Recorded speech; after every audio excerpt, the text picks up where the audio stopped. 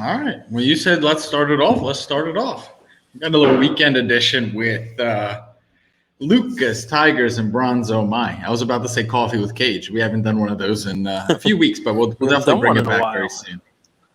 We haven't done You one. think it's because People are people don't asking. have any questions? You have so much content out there on the Instagram that people don't have any questions. People are They're already asking. I'm engaged. gonna have to. I'm gonna have to let them do individual, like cardboard with Cage is gonna be coffee with Cage. Anybody who wants, they can just ask me a question. I'll do an individual coffee with Cage, 1 minute. Go for it, shoot it, because you know the team's busy. The team's doing lots of stuff. They don't want to do preparation. They don't want to do the work for a coffee with Cage. A lot goes into it. I talk a lot, so there's a lot of prep that goes into it. Cage, we haven't talked about Top Shot in a minute, and I don't know if you saw what they did, but it's something that we've been talking about for a little while. They need to incentivize collectors, right? For a long time, the hobby on Top Shot was just flippers. You'd get a pack, you wouldn't even second guess it, you'd go and sell it right back into the marketplace. With these and I haven't read too much about it. I don't know if you have. If not, we could table this and talk about it tomorrow. But Yep. they've released this collector score, which is kind of cool, right? And different premium packs would now be available to different collectors using that collector score. And I think it's really exciting. It's cool to me that Top Shot, they ran into a lot of success, a lot unprecedented. And instead of just riding that success, they saw where their gaps were by listening to the community. And they've kind of taken a step back now. And I feel like they're working a little bit on the infrastructure of kind of what the future product looks like. Yeah, well, I mean, listen, they had a baller score for a while, and they changed it to a collector score. I mean, it's not perfect, and they will tweak it, which is the only thing that I guess they'll promise, right? It's, if they give points for things like you completed a challenge, or you opened a pack, or you have done this for this long, it almost. I can see people complaining, like, look, I would have bought a more expensive pack. Like, I'd have more points. I just couldn't get one. I've only been in this for a month or two, and I would have bought a pack, just, I wasn't able to. Or I would have done X, Y, and Z that would have gotten my score a little higher. It definitely is rewarding the folks who are out there, for a little while longer, and have been actually collecting. But yeah, I mean, you see how they do it. They clearly are attempting to get rid of those multi-account, like people who have a second account that just haven't done anything but stay in line for, get in a queue and get a pack. You know what I mean? No collections, no moments. You can see that that's what they did for like buying packs. Like you had to have, own stuff for a certain amount of time, owned a certain number of moments. Like, they're putting in, restrictions like that. That's important. And, they're continuing to go forward with stuff like that. So I like it. Top Shot, I'll tell you, it's scary because let's do it this way. Dogecoin, right, which I don't own, but it has been the talk of the world, right? Elon Musk hosted Saturday Night Live last night, and the thing shot up to like 70 cents, and it was like as low as like 48 cents. I don't know where the hell it sits right now, but it's on a wild ride. But I read something today that approximately 10% or so is owned by one person. Like one account, one wallet owns like 10% of all the Doge that's out there. Then like something like a third is owned by the top like 13 wallets, like another 12 on top of that own the top third. And then if you stretch it out to 100 wallets, so just 100 total people, they own 2/3. 66% of all circulating Dogecoin is controlled by 100 people. That's a scary, scary thought, because I'm sure all those 100 people probably all know each other. They probably all are like, they would be like the Doge insider cartel, right? And if those people decide, all right, this thing that we bought for, an 18th of a penny, we can all get out now at 60 cents. Well, then the common man, your dentist, the people who are watching and buying Dogecoin, because Elon Musk went on Saturday Night Live, that third is going to get crushed under the weight of the 2/3, right? That's just the way the world works, right? So you may think everybody's buying, everybody's talking, but the everybody you're talking about are the loud 1/3, the people that are the minority. So Top Shot, I noticed there's one account, Dingaling. Yeah, Dingaling. I said it. Dingaling TS. He's even now trumped the account that Pranksy, because Pranksy made a 300 Ethereum sale to this guy, Dingaling. So you can look at, he's on Twitter, Dingaling TS. He contacted me on Discord to ask if I still had any sealed packs to sell them. But obviously I don't, because I can't keep sealed packs. That train's long gone. That has left the stage. That was actually pretty cool, because we did a Zoom with Luka Nation fans, and we opened a lot of Series 1 packs with them. So that's pretty cool, Cage. Yeah, I mean, it's fun stuff. But that guy now owns like, I don't know, like 20% or so of the number one cereals. You should reach out to him because I know you have a cereal number one that he doesn't own. So you should reach out to him, send him a message. But the point there is, what the scary part on Top Shot is if 1, 2, or 10 accounts own so much of it. I mean, I guess you could say that's good because these are collectors who aren't going to be dumping it into the market. But it's also one of those things where, like, we're all on Evaluate Market. You're all on there. You can see, like, the top 100 or the top 1,000 accounts out of the 500 million accounts that are out there own like 2/3 of the market. They own 2/3 of the value of it. It's just it's a scary thing when so much of the value is controlled by so little in anything. So that's my let's call it my cautionary tale on Top Shot. And I'll go another way. I wasn't planning on doing this today because people don't love talking about Top Shot, but I might as well just throw it out there. I don't care. My Top Shot account, if anybody looked at it, it's obviously less than it was at its peak. And part of that is that the value has gone down. I have finally been able to get money out in withdrawals where I finally now as of this past week have more money out than I put in for the first time this week. Congratulations. That will of course change. One of the things about Top Shot that I let's just say I didn't love is everybody values their account based on like, evaluate.market or moment ranks and that kind of stuff. And they're based on not actual sales, right? They're based on floors. They're based on like what you would have to pay for it. That's like saying my card collection is worth what I put it up on eBay for as a buy it now. The lowest, if I were to value my entire collection as the lowest buy it now on eBay. We all should know, anybody who has any understanding in this, that's not the way things are valued. That's not the way the world works, right? So, people who've been following this for a while remember when I completed the Series 1 set, people were talking about how much it was valued at the time. It's significantly less now. But people were like, oh, you should sell it. And Ken Golden and Golden Auctions were messaging us on Twitter, and I said, all right, let's you want to sell this set. Let's see what it's really worth. Because isn't that a way of really knowing what these things are worth? Like in an actual auction off their marketplace, someone's going to have to pay for it in either crypto that Golden now takes or real money, not in Dapper that's stuck in their universe and whatnot. So I sent over, just so everybody knows this now, I sent over a bunch of moments to Golden Auctions, and their May 22nd auction end date has a bunch of Top Shot moments in it that are mine. Now, if I had the money, I'd be buying the Honus Wagner instead of my Top Shot moments. I'd be buying, one of the countless Michael Jordan, rookie cards or whatever it is that come up in Golden Auctions. But there's a ton out there, and there's probably some bargains, like the Kevin Durant, run it back moment that I think is almost $20,000. It doesn't even have an initial bid yet at $2,500. So it's going to be informative, guys, because here we were talking about how, look, these accounts, they're worth this, they're worth that, they're worth so much money. The Series 1 set of 287 moments is worth so much. The LeBron itself is worth $22,000. Okay, well, the LeBron is one moment out of $22,000. That set, right now, the high bid is the first bid, $10,000. Right now, you could be the high bidder if you beat somebody's $10,000 bid on that. So it's going to be interesting, right, to watch over the next 2 weeks to see what the Top Shot moments are really worth as they come out on other auctions. I know Heritage has done some auctions, so I think it's actually pretty important because right now we've just gotten quote unquote values in their closed universe and values based on floors, what the cheapest ones are. So I wasn't planning on, doing a whole bit about this, but I'm not hiding, I don't hide anything. You guys will see how much I paid for them. You guys will see how much I get for them. I mean, it's all out there. That's one of the things Andrew loves about crypto. You can't hide, right? So, it's there. You guys will see, my stories. And what's fun about that is, I wish I guess I would have, sold them sooner.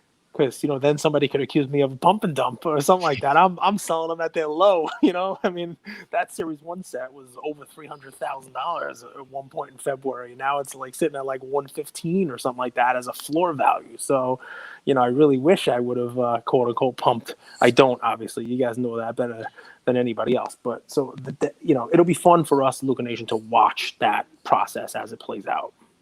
Pretty candid. That's pretty candid and honest. Let's go this route then. I think because this show is meant to help people. And I think what you just described there helps people. I think they could learn from that.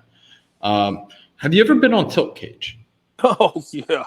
I definitely have. But I mean, I'll preface this. I'll explain why. So I've had 5-6 NBA bets that have come down to the wire, but the teams were actually leading by 10, 20 points. The final, the bow on top of it was the Denver Nuggets yesterday was a nice play I thought I had.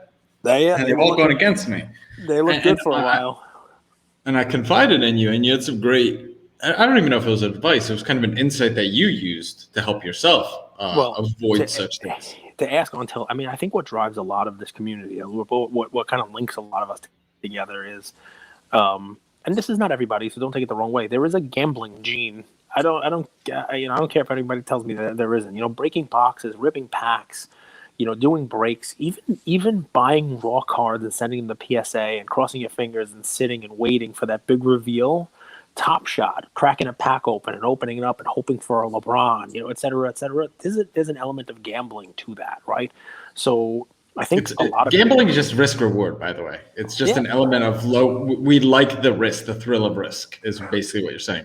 Because speculation is a thrill of risk too. And so going on tilt, if you ask me whether or not I've had a bad Saturday in college football and have let it all ride to double down, double or nothing on the Hawaii game late at night, sure. I mean, that's 100%. 100% that's happened. Have I lost way too much on Sunday, football where I'm like, don't worry about it, I'm making it all back on the Sunday night game? 100%. And I'll tell you though, I haven't done that. And, we'll go one step further, casinos. I will 100% be that guy that just doubles down, then quadruples down, and then just says one of them's gonna hit. Dude, listen, I'll play blackjack, but I'll tell you, I'm an idiot when it comes to gambling. So instead of blackjack, if I'm not killing on blackjack, I'll just go to slot machine. I don't care. I'll go to they're like high roller slot machines and just start putting $5 a spin, $10 a spin. The $5 Wheel of Fortune machine, I like it. It's like blinky. It makes a lot of noise as it takes my money. But I'll just keep feeding it. I definitely have been on tilt in many, many casinos. But I remember a couple years ago leaving one and saying, and it was right around the time that I started doing sports cards, right? And I was like, all right, I'm doing both, you name it. And I had just, I think I did like the Klay Thompson play, bought the cards for $10 to $15 raw and turned them in, PSA and made them, $80 a card. Of course, I shouldn't have sold them, but it is what it is. I made money on it. And I remember leaving a casino to drive home and saying to myself, that's it. If I want to gamble now, I'm going to gamble on sports cards. I'm gonna pick a guy. I'm gonna gamble up on a player. I'm gonna pick a Devontae Graham. I'm gonna pick a De'Aaron Fox. I'm gonna pick one of these guys. Buy raw, grade. Send them in, grade them, try to sell them that way, and hope the guy's game improves. Hope the card value improves. I haven't gone on tilt since. Obviously, I haven't even gambled since. To be honest, I don't even do fantasy. Sports, because to me, you can get an edge here. You watch the games, you pick a player, and I think you give yourself a better edge than you'd have, against the house in any gambling, in any game of chance in a casino, or even sports betting, man. Like you think you can educate yourself on that, but these guys know what they're doing. There's a reason why. The spread is 4.5 and the game ends at 5. There's a reason why the spread is 3.5 and it's a field goal to win it at the end every single time. I mean, it's just they know what they're doing. So it's better to be the person who knows what they're doing, which is me in cards. So yes, I have been on tilt, but I think this is a better way of doing it. I haven't got on tilt on cards yet, though. Maybe Kyle. I'm not gonna say that. That's not true. I mean, you've seen me in groups where it's just like, okay, guys, give me an hour and check what the floor price of a Pete Alonso is, and then everybody's looking and it's like it was 40 and now it's 70. Yeah, that's because I went on tilt and literally bought every single one that was on eBay. So I guess the gene is still there. But right? at least you're holding an asset still, right? At least it could have gone down even 50%, but you're still holding something, not losing that ticket or machine blinking that you lost that. That is one of the bigger differences, right? It is one of the bigger differences. It definitely is. But yeah. So I've watched a lot of NBA this year, and I think it's important to separate the players, especially the modern players that we like to speculate on, the modern young guys, into two categories. And I think there's one guy that kind of is head and shoulders above the rest based on this criteria. So when things are going well, good players could get you wins, right? Tatum, Zion, Ja, Trey, even LaMelo, Halliburton, Edwards. When things are going well, when your shots are falling, when your teammates' shots are falling, when you guys are clicking, good players could elevate that, right? They could help you win games, even on bad teams. Yep. But I think there's one guy, and there's only been one guy, who's faced adversity throughout the year, who's been able to put his team on his shoulders and win games when things are good and when things are bad. LeBron Okay. James. People are going to really not be happy with the post that we did on LeBron. But my point was, and if you guys could do this little Google search, go to Google and say, why don't teammates want to play with LeBron? And I know Google always returns what you're looking for. I understand that. But like, there's plenty of people speaking out about how when you go play with LeBron, it's about LeBron. Yeah, so irrelevant. Thanks for taking me out on that. Do your own. I think I was being objective on that tape. But So is it my like Bugs point Bunny? is, Is Bugs Bunny saying, you know what, when we filmed Space Jam, like it was horrible playing with him? Is it like, or are there real NBA players that you can find from Google? well, I mean, Kyrie took shots at him, but everyone takes shots. Kevin Love wasn't always happy. I would say more. It's not even the silence of people who've played with him. I would say more, the silence speaks more, because if LeBron takes a lot of heat, why haven't other players come out and be like, "Yo, I loved playing with LeBron. It was a blast. He was one of my favorite teammates." Now, I don't think a single guy has come out and said that about him. And then you hear other guys come out and say, "It's not that fun playing with him. It's all about him." So do your own research. But anyway, you're taking me off the topic because my point was Luka. Luka was able to get wins for this Mavs team when things were going really poorly. Kristaps was in one game, out one game. Half their team had COVID. All this stuff was going on. That's not a very talented team in general. And he's able to get them to 6th seed. So Luka, to me, is someone who could get you wins when things are bad. And he still has the potential upside of all these guys. You look at Tatum. Tatum can't carry a team. That's what we've seen from the Celtics. He can't carry this team. So I'm looking at this and I'm thinking, wow, the modern market got beat up. People are trying to find a place to buy in, right? Mm-hmm. If I'm buying back into the modern market, I'm only buying back into the main guy. Only buying into the main guy. Because I still have all of the risk.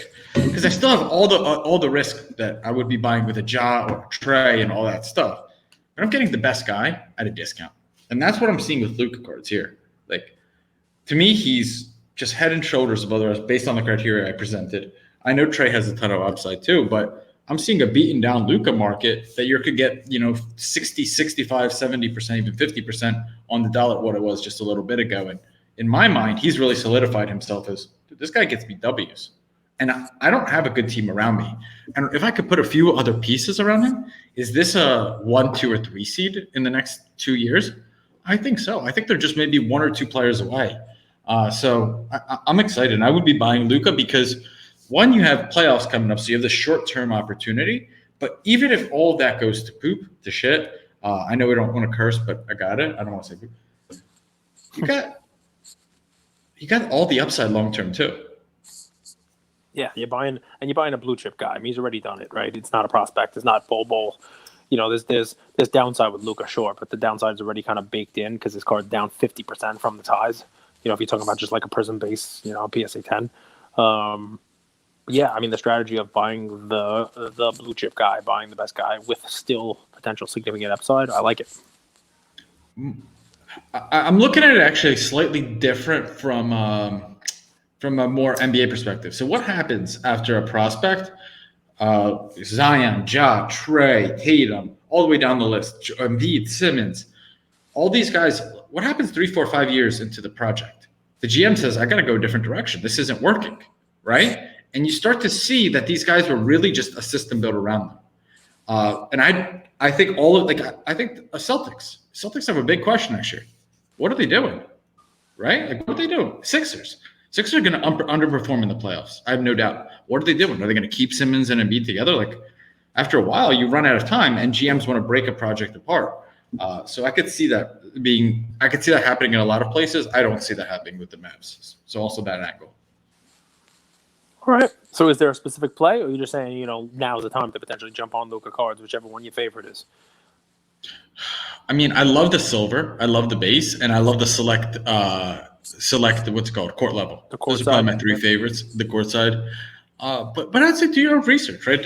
It depends on how long you want to hold, how liquid you want. If you have the funds to buy natural treasures, I don't buy natural treasures, but I'm curious. Like, you have Zion and you have Luka. Are the natural treasures prices balanced out? So, like, I would do your own research. I like the base, the silver, and the court side, and the base is under $1,000 right now. So, if you just want to go that route, there's nothing wrong with it at all. I like it. I definitely do. Listen, guys, I'm getting a lot of messages here. It might even be off camera for a second here because, Who's messaging you? because I'm getting messages like crazy. But yeah, people, listen, I get great messages. I get, Bill Chan just messaged me. He's sitting on boxes of Hoops Premium sealed. Should he be selling them now? They're going down in price, and I'll answer any questions you guys got. Old deal. But one of the messages that I got today is actually I'm going to turn it into my play, kind of backwards, right? So I'm not a huge hockey guy, and look at this, a little Mother's Day here. I've shown this once. They sent me over. Check it out, the Pastry family there. That's Carolyn, the mom. Happy Mother's Day to the mom. They sent me over some hockey cards to open up with Ian. And I've been starting to research on it. You guys know I gave Austin Matthews as a play, his cards have obviously gone up. And I doing some research, bottom ninth cards, the Pastry guys, they pointed me towards Conor McGregor. Not Conor McGregor, Conor McDavid. And I did research on it, and they said. Were you thinking of the Conor McGregor card that ended for like 15,000 in the Prism that we were circulating? Yes, that was crazy. No, because I got cards over here, man. I got so many. So it's funny. I put that card down, and it was right next to Conor McGregor card, so that's why he's on my brain. I literally have UFC cards right over here too. Dude, so I like Upper Deck. I like Upper Deck hockey cards a lot. I like the Porsche. The Young Guns card is a beautiful Young card. Guns. So here's what's funny, right? So Conor McDavid, who is he's like the Luka. Well, he came out in 15, right? So he's been a little bit in the league a little bit more. It's a slightly COVID-shortened season, but they have played 53 games. Well, I can play another one now, but in 53 games is what it took for him to get 100 points. 100 points in 53 games. That's goals and assists, right? So you're now talking about legend territory. I think the last people to do that were in the mid-90s. The Penguins, Yager and Lemieux, those guys. You ever heard of those guys? I mean, you don't have to be a huge hockey fan to remember those guys. You're talking about like the elite players playing at an elite level. So of course, the first thing I look at was the Young Guns, and I've noticed, there's a wide range on it, but it's like $3,000 to $4,000 for a PSA 10. Which is fine because that's the card everybody wants, right? And I would tell you there's probably still some room to buy that. But here's the flip side, right? There's like 2,000 of those PSA 10s. So there's an Upper Deck 2015 Upper Deck rookie card number 1 of Conor McDavid in PSA 10. So it's another Upper Deck rookie. It's not his Young Guns rookie. It's 2015 Upper Deck Star Rookies. So it's a Star Rookie card number 1. And it's just as cool looking. Doesn't say Young Guns on it, but it's a similar kind of line, similar kind of look. It's a 2015 Upper Deck card, Upper Deck Star Rookies of him. And the last one I saw sold this week for $338. So approximately 10% of the price of the Young Guns. And with that, you would expect that the population would be significantly higher, right? Because, if there's 2,000 Young Guns PSA 10s, and how many of these are there, right? 500.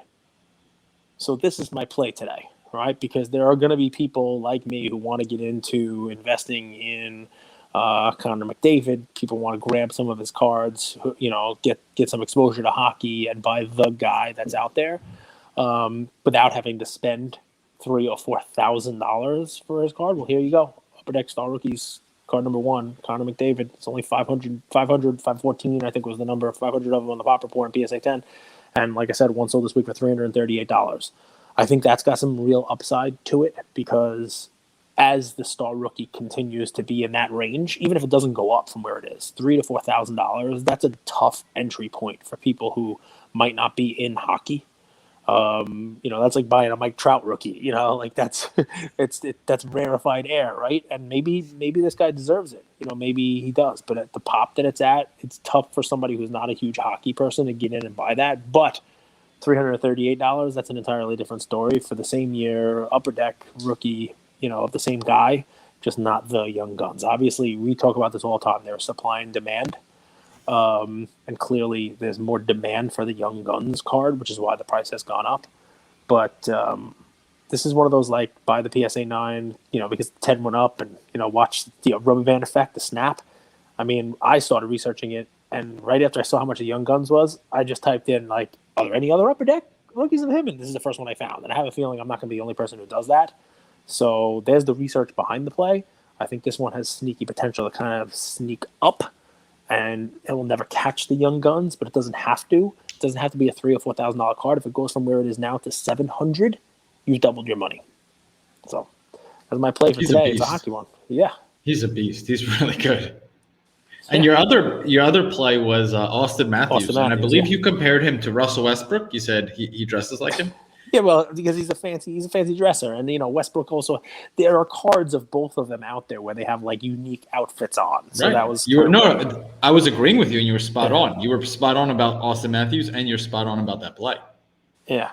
Well, I think we're going to be right about this Connor McDavid one too. I mean, this is a guy who he obviously is one of the young stars of hockey. It's a rabid fan base in hockey. And as the one card everybody looks for kind of moves up and out of most people's price range, there usually is that fallback card, that second card that, fills in the gap. And why not the other upper deck card? I'm sure he's got a ton of cards, guys. I'm sure he's got a ton of cards in 2015. But to me, when you do the population report, cross section on this one, let me just 2015 upper deck star rookies, card number 1, Connor McDavid, 510 total PSA 10s on that one. So, I'm gonna make sure I give you the right one. That's not a huge amount for somebody like that. It's card number 1. I think Ken Griffey Jr. Up at that card number 1. I think that type of play. So, we don't give hockey often here. So, thanks to bottom 9th cards, we're giving that play on Mother's Day. Happy Mother's Day to everybody. It took us 27 minutes to get that out there, right? A little Mother's Day. Should we keep this short? This way people are not talking to us and ignoring their moms and wives on Mother's Day. I think that'd be a smart decision. That's our gift to you, to all the moms who might be listening to this. We thank you for listening to that, and we thank you for allowing your significant others to listen to this as well. Happy Mother's Day to you all, and to all the moms in your lives. Catch you next week, Luka Nation.